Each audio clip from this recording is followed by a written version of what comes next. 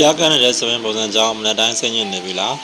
ကိုစပင်ဆန္ဒကပျော့လေးစပင်ကိုထောင်ဖို့ခက်လေးပါပဲဒါဆိုရင်ဘယ်လိုလုပ်ကြမလဲနီလန်နှစ်ခုရှိပါတယ်နံပါတ်1ဆိုင်မှာလာပြီးတော့ကောက်လိုက်ပါ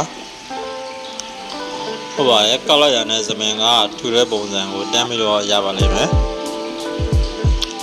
ဒါဆိုရင်စပင်မကောက်ဘဲနဲ့ဖောင်းအောင်လုပ်လို့မရဘူးလားဆိုလို့ရှိရင်တော့ရပါတယ်ဟဲပေါ်အောင်နဲ့ဆိုလို့ရှိရင်ပေါ့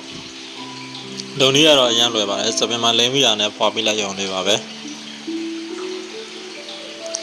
အဲပေါ်တာကစမ်းသားချင်းချင်းညီးကက်စေတာကြောင့်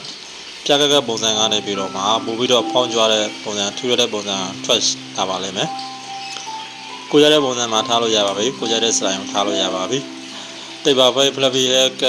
ခါရီယာကတဲ့နဲ့ဆိုလို့ရှိရင်လုံးဝပါဖက်ပါပဲဒီလိုမျိုး hair ပေါ်လာလို့လိုချင်တယ်ဆိုလို့ရှိရင်တော့ကျွန်တော်စီမှာအရောက်ငွေချေမှာလို့ရပါတယ်